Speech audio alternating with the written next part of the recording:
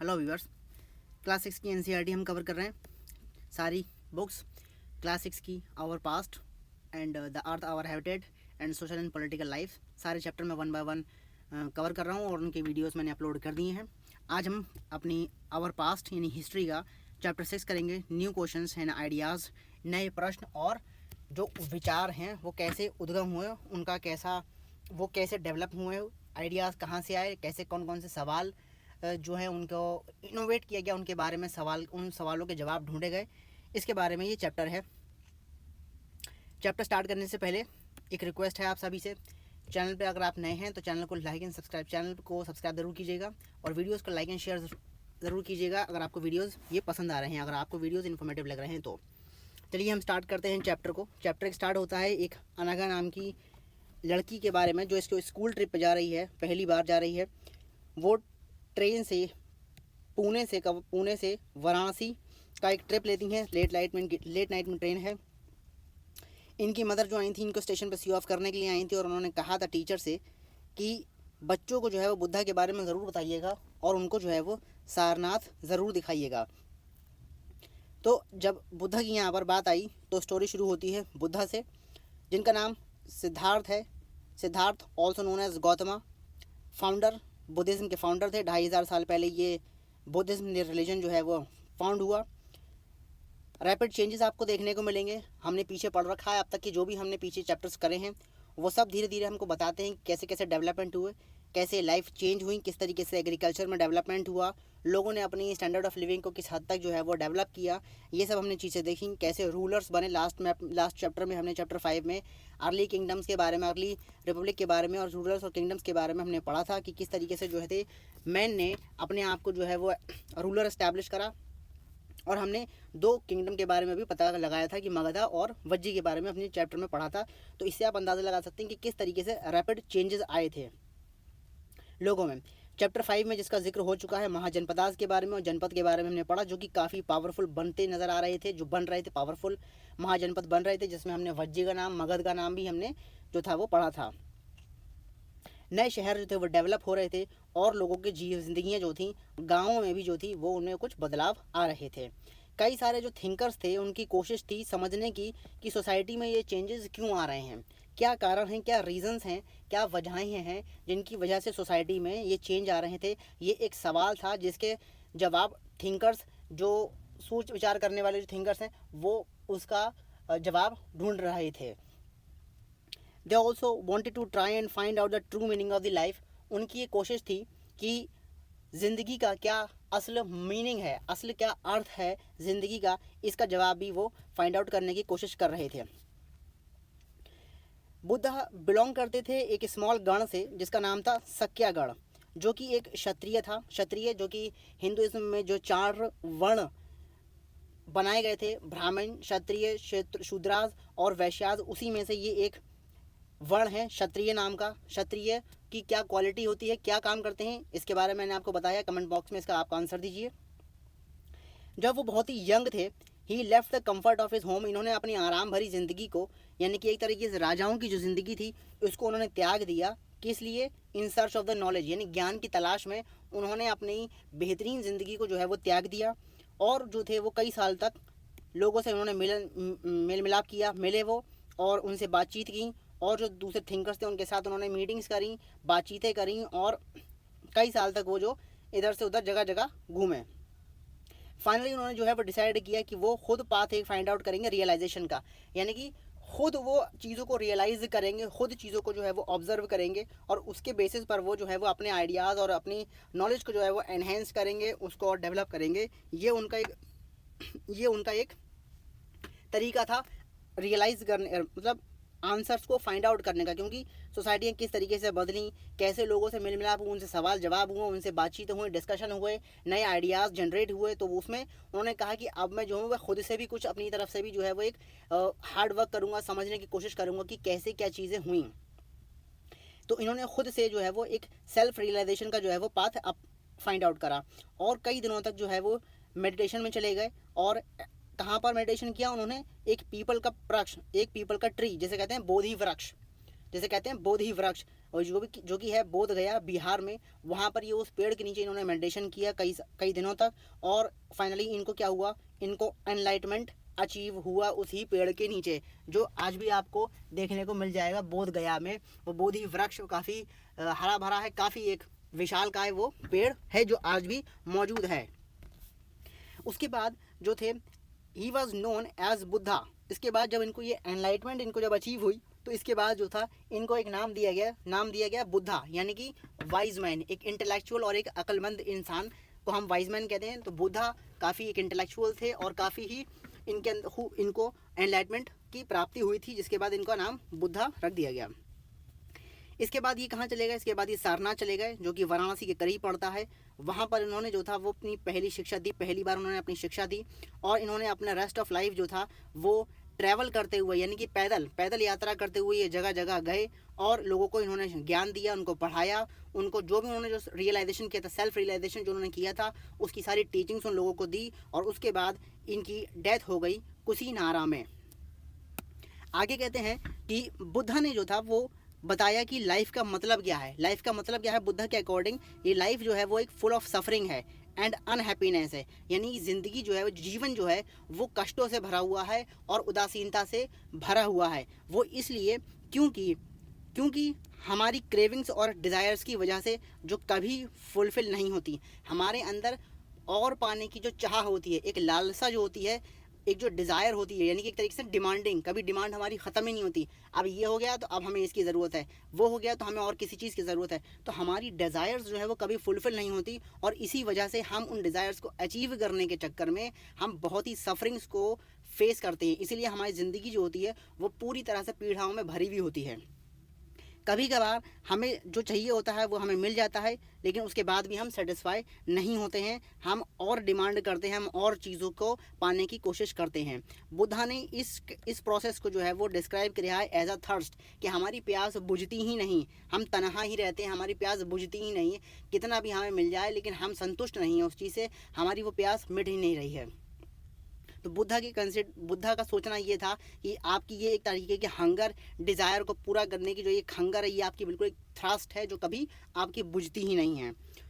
He taught that this constant craving could be removed, और उन्होंने कहा कि ये जो कॉन्स्टेंट क्रेविंग है, ये लगातार जो एक लालसा है, पाने की जो इच्छा है, ये रिमूव तभी हो सकती है जब हम मॉडरेशन को हम जो है फॉलो करें हर चीज़ में। मॉडरेशन का मतलब होता है कि आप एक संतुलन बना कर रखें, कि ना वो चीज़ आपके लिए ज़्यादा हो रहे और ना चीज़ आपके लिए वो कम रहे। एक संयम बना कर रखें, एक रीज़नेबल हम रहें किसी चीज़ में, ज़्यादा उस चीज़ को लेकर हम एक्सट्रीम ना हों, तो हम तभी जो है वो अपनी इन क्रेविंग्स को जो है वो हम रिमूव कर सकते हैं। उन्होंने लोगों को पढ़ाया कि आप काइंड रहो, दयालु रहो लोगों के प्रति, आप जो है वो इज़्ज़त करो, जो दूसरे लोग रह रहे हैं उनकी इज़्ज़त करो, और यहाँ तक कि आप जानवरों की भी इज़्ज़त करो।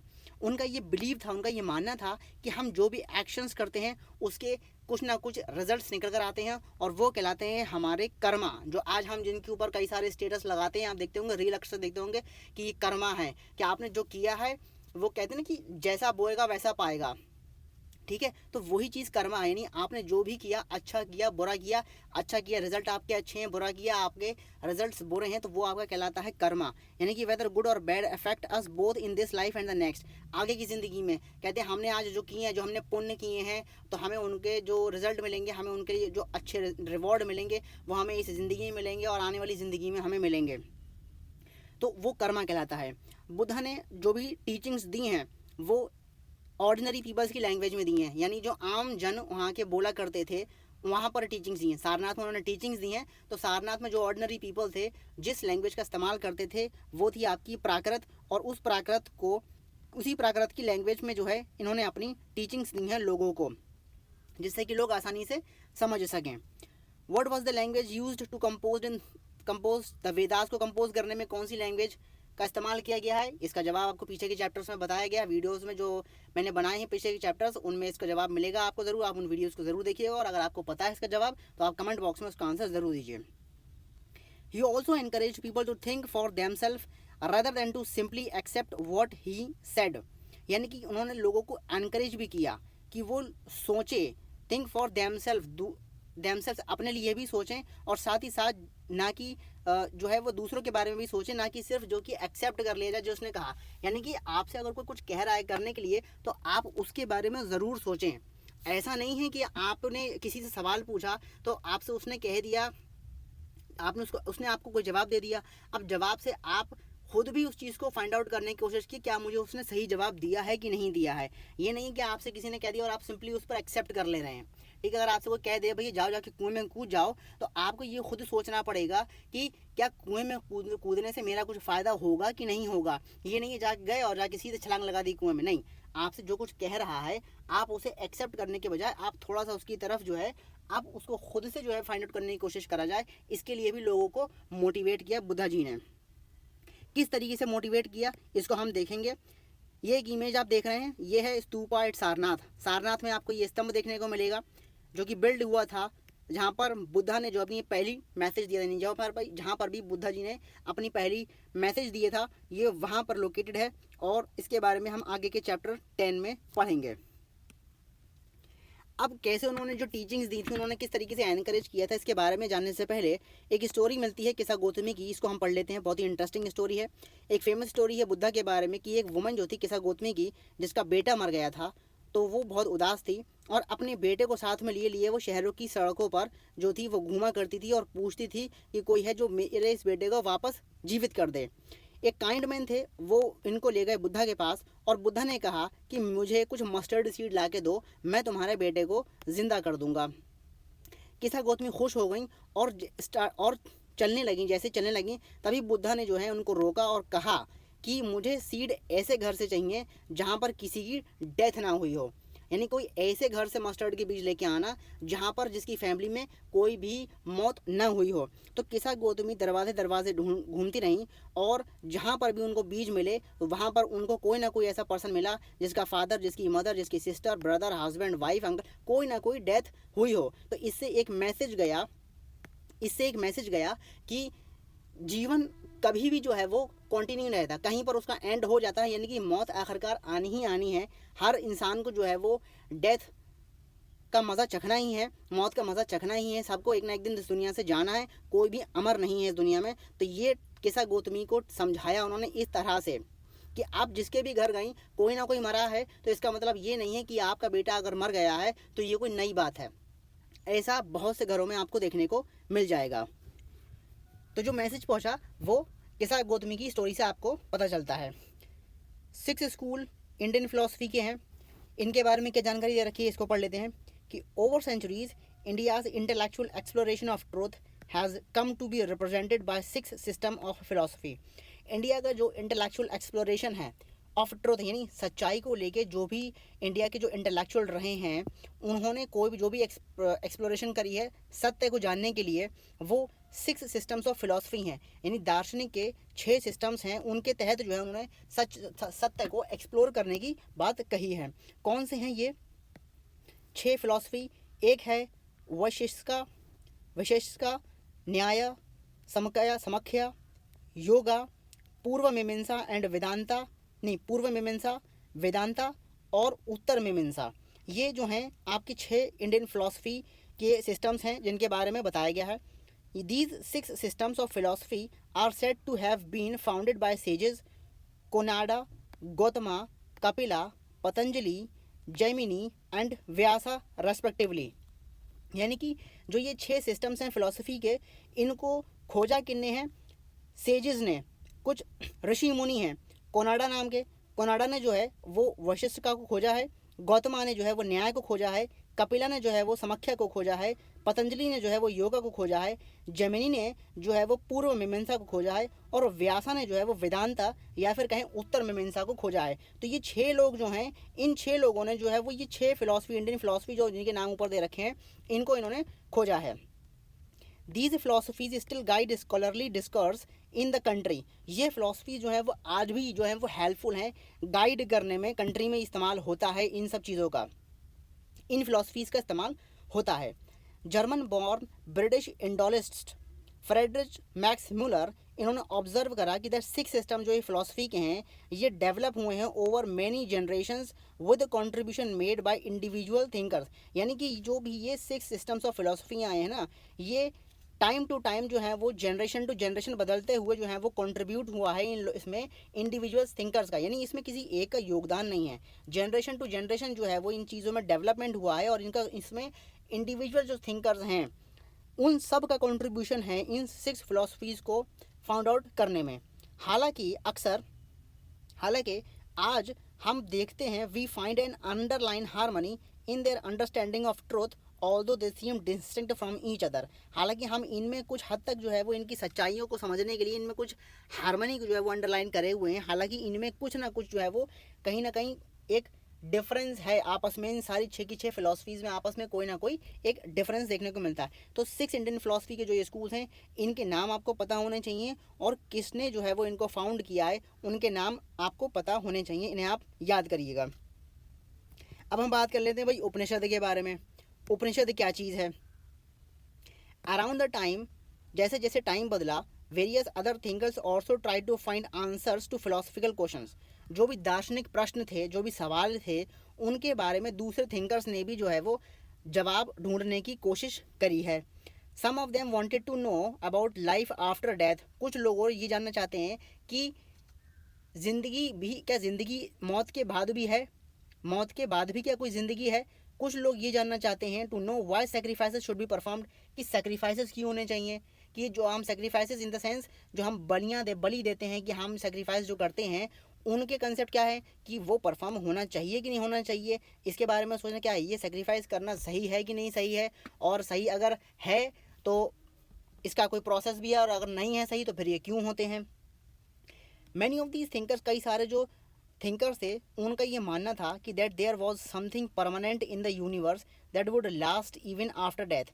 कुछ थिंकर्स का ये मानना था कि ऐसा कुछ परमानेंट है मौजूद इस यूनिवर्स में जो मौत के बाद भी रहता है, जो मौत के बाद भी रहता है। अब हम लोग चले जाएंगे तो दुनिया तो रहेगी ही रहेगी, लेकिन इस दुनिया के ख़त्म होने के बाद भी हो सकता है आगे कोई दुनिया रहे, कुछ ना कुछ एग्जिस्टेंस ज़रूर रहेगा जो परमानेंट हमेशा के लिए है। ऐसा कुछ है, ऐसा बहुत सारे थिंकर्स का मानना था। वो बिलीव करते हैं कि दिस दे डिस्क्राइब्ड दिस, उन्होंने इसको इस तरीके से डिस्क्राइब करा एज द आत्मन और the individual soul and the Brahman और द यूनिवर्सल सोल। उनका ये मानना था कि कुछ इंडिविजुअल सोल है, यानी आत्मन मतलब एक आत्मा है, एक इंडिविजुअल एक स्पिरिट है हमारे अंदर, और एक ब्राह्मण है या यूनिवर्स सोल है, यानी एक ब्रह्मांड की, एक पूरे यूनिवर्स का एक आत्मा है, और एक इंडिविजुअल की भी एक आत्मा है। तो उनका कहने का मतलब ये है कि हमारा शरीर तो जो है वो एक नाश्वर है, ये तो मिट्टी में मिल जाएगा, ये तो आग में भस्म हो जाएगा, लेकिन हमारी जो आत्मा रहेगी वो हमारी मौत के बाद भी जीवित है। उस चीज़ को कहा, यानी अगर किसी इंडिविजुअल की डेथ होती है तो इसका मतलब ये कि उसकी बॉडी तो डिकम्पोज हो जाएगी, लेकिन उसकी आत्मा जो है वो कहीं ना कहीं अलाइव रहेगी। ठीक उसी तरीके से एक ब्रह्मांड है, उसका अपना खुद का एक यूनिवर्सल सोल है जो ब्रह्मांड के नष्ट होने के बाद भी मौजूद रहेगा। ये थिंकर्स ने ऐसे डिस्क्राइब करा इस चीज़ को। उनका मानना था कि अल्टीमेटली बोथ आत्मन एंड ब्राह्मण आर वन। अब उनका ये मानना था कि आत्मन और ब्राह्मण जो है वो एक ही चीज़ है, आत्मन और ब्राह्मण एक ही चीज़ है। Many of their ideas were recorded in the Upanishad. अब उनके अंदर जो इस चीज़ को लेके जो आइडियाज़ जनरेट हुए थे इस तरह के कि कोई आत्मा भी है, कोई ब्राह्मण भी है, तो इस तरीके के आइडियाज़ जो थे उन्होंने जो थे रिकॉर्ड कर लिए उपनिषद में। These were part of the later Vedic text, और जिनको बाद में जो है वो वैदिक टेक्स्ट में इंक्लूड करा गया। ठीक है, Upanishad literally means approaching and sitting near, and the text contain conversation between teachers and student. तो उपनिषद क्या चीज़ है? उपनिषद क्या, बेसिकली उपनिषद जो है वो लिटरली इसका मतलब करता है कि अप्रोचिंग, आप अप्रोच करो, आप किसी के पास जाओ और बैठो और उसके करीब बैठो। नहीं, अप्रोच मतलब कहते हैं ना कि किसी के पास हम अप्रोच कर रहे हैं, जब हम किसी से मिलने जा रहे हैं, किसी से किसी सवाल का जवाब पूछने जा रहे हैं तो हम उसको अप्रोच कर रहे हैं, यानी हम उसके करीब जाके बैठेंगे, उससे बातचीत करेंगे, डिस्कशन करेंगे। And the text contain conversation, और जो टेक्स्ट का मतलब होता है वो कन्वर्सेशन जो टीचर और स्टूडेंट के बीच में हुआ है। तो उपनिषद को बेसिकली इन्होंने इस तरीके से बताया कि उपनिषद बेसिकली क्या है कि आप अप्रोच करो और जाके पास में बैठो और टेक्स्ट क्या चीज़ है, वो कन्वर्सेशन जो टीचर और स्टूडेंट के बीच में हुआ, यानी कि टीचर ने एक जवाब, स्टूडेंट ने कोई सवाल पूछा और उसका जवाब टीचर ने दिया, तो ये जो कन्वर्सेशन हुआ ये आपका टेक्स्ट कहलाता है। जैसे एक कन्वर्सेशन हमें पीछे देखने को मिला था विश्वामित्र के बारे में। विश्वामित्र दो नदियों के साथ जो कन्वर्सेशन कर रहे थे वो एक तरीके का टेक्स्ट है जो हमें मिलता है, हमें पता चलता है कि उनको ये उनसे सवाल पूछ रहे थे और उसका उनको रिप्लाई मिल रहा था। ठीक है। ऑफन आइडियाज़ वर presented through simple dialogues. Ideas जो थे वो बहुत ही सिंपल डायलॉग से जो थी वो प्रेजेंट कर दिए जाते थे। एक विचार आता था उसको आसानी से दूसरे तक ट्रांसफ़र कर दिया जाता था। आगे बढ़ने से पहले एक वाइज बैगर की कहानी पर हम नज़र डाल लेते हैं, क्या कह रहे हैं। एक डायलॉग यहाँ पर देखने को मिला, based on a story of one of the most famous Upanishad and Chandogya Upanishad. एक फेमस स्टोरी मिलती है one of the most famous Upanishad की, द चंदोगया उपनिषद से। शौनका एंड अभिप्रतिन ये दो सेजेस थे जो वर्शिप कर रहे थे यूनिवर्सल सोल की, जिसके बारे में अभी हमने देखा। यानी यूनिवर्सल सोल मतलब ब्राह्मण की जो है वो, ब्रह्मांड की एक तरीके से कहेंगे, ब्रह्मांड ही कहेंगे उसे, ब्रह्मांड की जो है वो वर्शिप कर रहे थे। Once as they sat down to eat, जैसे वो एक बार मतलब फिर वर्शिप करने के बाद वो खाना खाने के लिए बैठे, एक बेगर आया और उसने खाने के लिए कुछ पूछा। तो शौनका जो कि सेज थे उन्होंने कहा कि हमारे पास कुछ भी नहीं है आपको देने के लिए। लर्न सर्स हुम डू यू वर्शिप, बेगर ने पूछा सर आप किसकी पूजा करते हैं, आप किसकी वर्शिप करते हैं। तो अभिप्रतारिन जो थे रिप्लाई, उन्होंने दूसरे जो सेज थे उन्होंने रिप्लाई करा कि हम जो है वो यूनिवर्सल सोल यानी कि ब्रह्मांड की वर्शिप करते हैं, ब्रह्मांड की पूजा करते हैं। तो उन्होंने फिर जवाब दिया, भैया अब कन्वर्सेशन हो रही ना, तो उसका जवाब उनको मिलता है उस बैगर से कि इसका मतलब ये है कि you know that the universal soul fills the entire world, कि यूनिवर्सल सोल यानी ब्रह्मांड जो है वो एंटायर वर्ल्ड से भरा हुआ है। यूनिवर्सल सोल जो है फिल्स द एंटायर वर्ल्ड को वो भरता है, पूरा भरा हुआ है। तो सेजेस ने कहा कि हाँ हाँ बिल्कुल, उन्होंने ऐसे हिलाते हुए कहा कि सर हिलाते हुए कहा कि हाँ बिल्कुल सही बात है, ऐसा ही है। तो बैगर कह रहा है कि अगर यूनिवर्सल सोल जो है वो फिल है पूरे वर्ल्ड में, मतलब यूनिवर्सल सोल के अंदर जो है वो पूरा एक समाये हुए हैं लोग, तो इसका मतलब ये है कि उसके अंदर जो भी हैं वो भी सब समाये हुए होंगे। Who am I but a part of the world, मैं जो भी हूँ इस ब्रह्मांड का ही एक हिस्सा हूँ, बैगर ने ऐसा कह दिया एक तरीके जवाब में। तो उन्होंने कहा, मुनि जी ने कहा, ऋषि जी ने कहा कि आप सही कह रहे हैं, ब्राह्मण से कहा आप सही कह रहे हैं। तब उन्होंने कहा सेज से, O sage by not giving me food, रे ऋषि मुनि आप मुझे खाना ना देकर आप जो है वो डिनाई कर रहे हैं food to the universal soul को। तो उन्होंने ये कहा भाई आप एक यूनिवर्सल सोल को जो है वो खाने के लिए मना कर रहे हैं। सेज ने रियलाइज़ करा सत्य को, इस बात को, जब बैगर ने ऐसी बात कही और उनको जो है वो उसने फूड दे दिया। कहने का उन्होंने मतलब यहाँ पे ये निकाला कि वो वर्शिप कर रहे थे, तो ऋषि मुनि जो है वो वर्शिप कर रहे थे। तभी एक बैगर आता है और उनसे खाने की डिमांड करता है, खाने की फरमाइश करता है कि मुझे कुछ खाने के लिए दे दिए। शौनका कहते हैं कि हम आपको खाने के लिए नहीं दे सकते, यानी ऋषि मुनि उनमें से जो एक थे वो बोले कि हम आपको खाने के लिए नहीं दे सकते। बैगर ने पूछा कि आप किसकी पूजा करते हैं, तो अभिप्रतारिन ने कहा कि हम यूनिवर्सल सोल की यानी कि ब्रह्मांड की आत्मा की जो है वो वर्शिप करते हैं। तो इसका मतलब उन्होंने बैगर ने कहा, तो इसका मतलब ये है कि यूनिवर्सल सोल जो है वो फिल्स करता है एंटायर वर्ल्ड को, इस पूरे एंटायर वर्ल्ड से ही बन के आता है आपका एक यूनिवर्सल सोल। यूनिवर्सल सोल, तो उन्होंने कहा हाँ बिल्कुल सही बात है। अब यूनिवर्सल सोल के अंदर जो है वो बाकी सब भी फिट होते हैं और मैं भी फिट होता हूँ एक तरीके से। मैंने बैगर ने कहा कि मैं भी वही उसी का हिस्सा हूँ, तो उन्होंने कहा बिल्कुल हाँ सही बात है भाई, आप भी उसका हिस्सा हैं।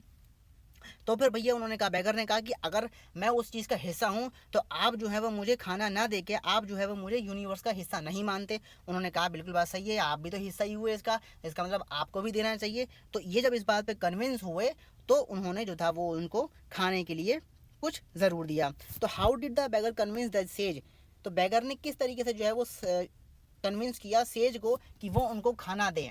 उन्होंने अपने आप को इस यूनिवर्स का पार्ट बनाया, पार्ट बताया कि हम इस यूनिवर्स के हिस्से हैं, तो हमारा भी एक हक बनता है और उसके ही हिसाब से आप हम मुझे खाने के लिए दीजिए।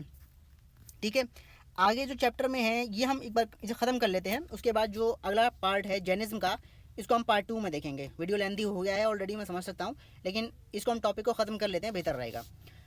मोस्ट उपनिषदिक थिंकर वर मैन, जो मोस्ट ज़्यादातर जो उपनिषदिक थिंकर थे वो मेल थे, मेल पुरुष थे।